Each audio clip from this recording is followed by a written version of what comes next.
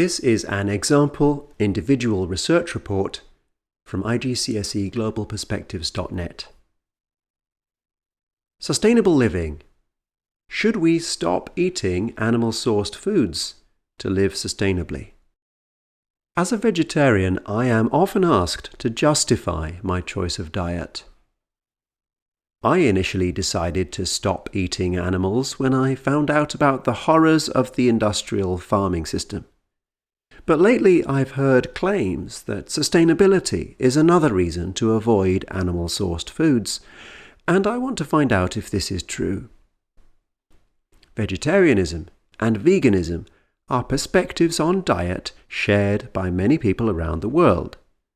The number is growing, but they are still only a few % of the population in most countries. This means that the dominant global perspective is that animal-sourced foods are essential, or at least right and proper. The United Nations offers a third global perspective, which is worth considering because it attempts to create global agreement on sustainable development. Evaluation of sources. I started with the documentary film Cowspiracy, which may be biased with a vegan perspective, but transparently lists its sources via its website, so I could check its claims. Most seemed well sourced, but I rejected the striking claim that 51% of total greenhouse gas emissions come from animal agriculture because it included controversial assumptions. So for this, I used a landmark scientific study, Poor and Nemacek, 2018. Published in Nature, a leading peer-reviewed journal, it is based on a huge dataset, which gives it high accuracy, and has very comprehensive analysis, giving it high credibility.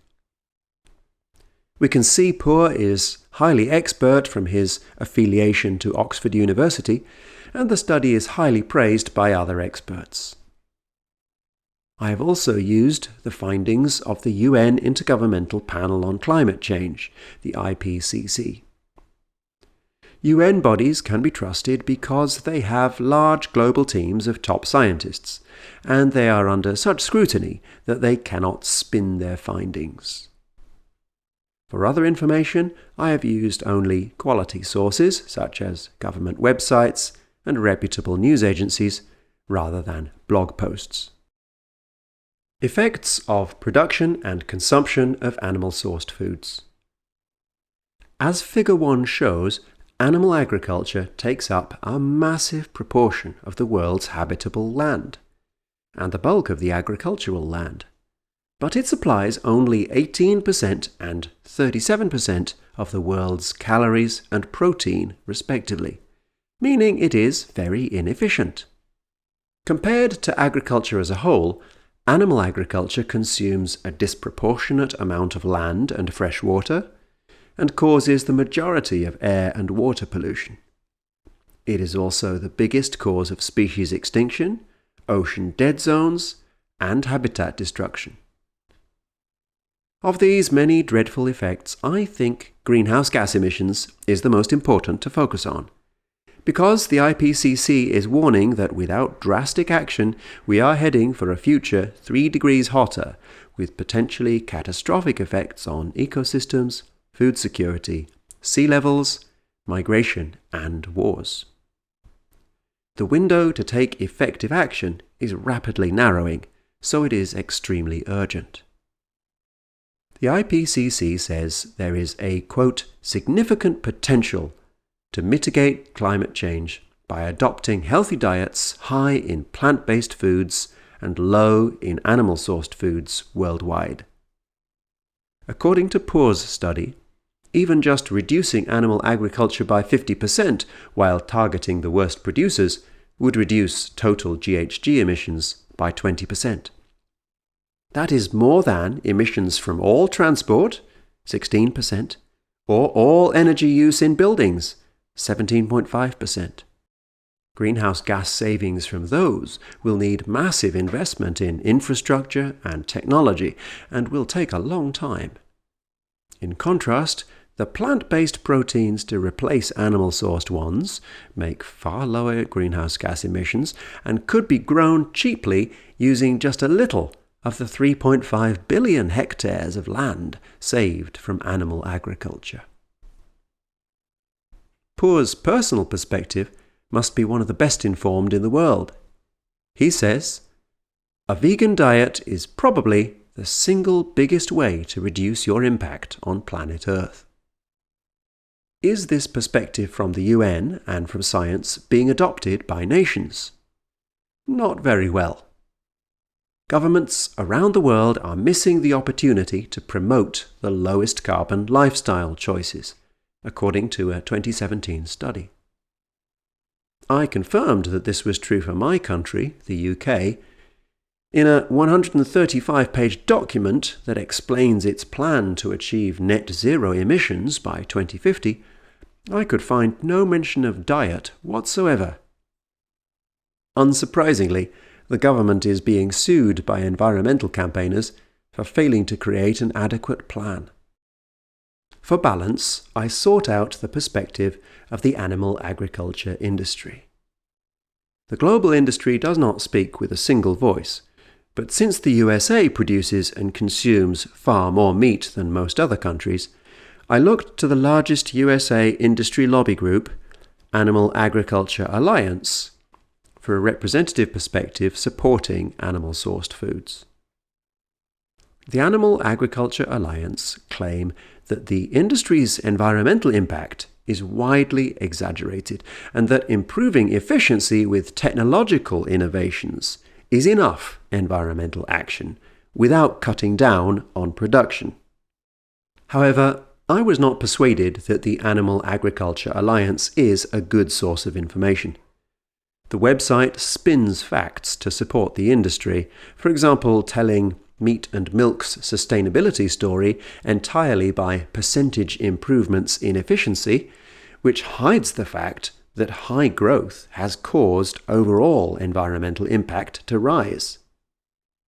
The Animal Agriculture Alliance's claim that the industry can reduce its environmental impact just by increasing efficiency is wrong, because people will buy more when the product gets cheaper, an effect known as price rebound.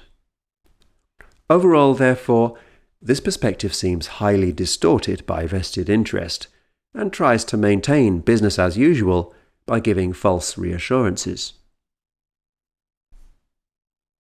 Causes of production and consumption of animal-sourced foods. If vegan foods offer such an environmentally beneficial alternative to meat, dairy and seafood, why are there so few vegans? Why is consumption of animal-sourced foods so high? And why aren't governments and mainstream environmental groups persuading us to switch to plant-based foods? One reason is that the livestock industry is very powerful and intimidates its opponents. In Brazil, many campaigners have been murdered. In countries with stronger rule of law, such as the USA, critics can be sued under laws that protect the industry by restricting freedom of speech. The powerful industry lobby also influences the government to subsidize the cost of production, for example, by hunting predators and granting grazing on common land. One study finds that if the externalized costs of meat production in the USA had to be included, the price would more than double. Food supply is big business, so countries with large natural resources have an opportunity to exploit them to create wealth, regardless of sustainability. You have to understand that the Amazon is Brazil's, not yours, said President Bolsonaro in 2019, citing what he sees as hypocrisy from overseas environmentalists. You destroyed your own ecosystems. Believing two wrongs make a right, Bolsonaro has engineered a boom in Brazil's beef and pork exports, causing huge additional damage to the Amazon rainforest. Global economic growth has expanded the number of people who can afford meat and animal-sourced foods symbolize prosperity and status, so people eat more as they get wealthier. China is the most spectacular example in recent years. China ate 5 kilograms of meat per person per year in 1960 and eats 63 kilograms today. Unlike others, this is not a cause we would want to reverse, but it points to the frightening prospect of massive additional environmental impact if billions more people follow this trend when they make it out of poverty. The widespread belief that meat and dairy are nutritionally essential is a major driver of consumption. It is not supported by the UK's National Health Service, which voices national policy on health and nutrition. Quote, "As long as they get all the nutrients they need, children can be brought up healthily on a vegetarian or vegan diet." Cultural beliefs like this require time and education to shift, so it is disappointing to see that the UK government's Eat Well Guide infographic only weakly acknowledges plant-based alternatives. In contrast, China's government has recently set a goal of halving meat consumption by 2030 and is encouraging innovation and growth in the mock meat industry. China's Buddhist heritage may make it more culturally willing to embrace meat substitutes, and it is starting to view meat as risky as the origin of diseases such as avian flu and COVID.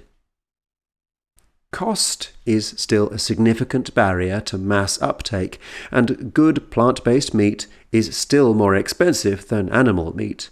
But China's active government backing will help create the mass production which will bring down costs. Taste is another key cause, but recently I have personally noticed huge improvements in plant-based meat and dairy substitutes from companies such as Omnifoods, Impossible Foods, and Beyond. Growing rapidly, such companies intend to take market share from animal agriculture. Which causes of meat consumption should we focus on? Some, like bullying and lobbying by the animal agriculture industry, seem unjust, selfish, negligent, or even criminal, which motivates us to demand action against them. However, it is hard to challenge powerful vested interests. So in the search for a solution, it may be better to consider the price and taste of substitute foods as the most important factor, because once the technology improves, it will spread globally and tend to weaken demand for animal-based foods naturally. Cultural factors are also critical because they will strongly affect people's willingness to eat different foods. Conclusions and reflection on the development of my personal perspective. Should we stop eating animal-sourced foods? Yes. My investigation shows that they cause massive environmental harm, yet I found no reason humanity couldn't thrive without them. I was astonished to find that, despite such a high impact on climate change, reducing animal agriculture is not yet prominent in climate action plans. I also realized that alternative climate actions, such as traveling less, would diminish our lives far more. As a vegetarian myself, I was vulnerable to confirmation bias during this investigation, and I realized the need for patience and empathy when reading sources that opposed my views. The Animal Agriculture Alliance website did not change my opinion, but it did help me to see how destructive their opponents must seem from their perspective. So I understood the need for support to help people transition their livelihoods out of animal agriculture. It made me wonder whether I am equally critical when I read information that supports my views, which prompted me to make extra effort to check facts. Suggested course of action. Because of the urgency for climate action, I think only government policies can drive the necessary widespread change fast enough. All national governments should accept the IPCC's message and effectively plan a switch to low-carbon, plant-based diets. China's 50% meat reduction policy is a good example to follow. To achieve this, government education materials, like the UK's Eat Well guide, should be updated to actively promote plant-based foods. Vegan food producers should receive tax breaks, and meals funded by the government in schools, canteens for civil servants, etc., should make the switch to increase demand. This will boost development of ever more attractive plant-based foods and economies of scale to bring down their prices. Because culture and habits take time and effort to change, the government should also enlist the help of opinion leaders, such as celebrity chefs, to develop new, culturally attractive vegan dishes. Governments will need to help people switch their livelihoods from animal agriculture to the new opportunities which will arise, and should buy up surplus agricultural land for rewilding as carbon sinks. Creating new national parks and restored ecosystems to enjoy, plus delicious new alternative foods to eat, this policy will have an overwhelmingly positive impact besides reducing climate change. Please visit IGCSE globalperspectives.net for the text, the references, and many other teaching and learning resources for this course.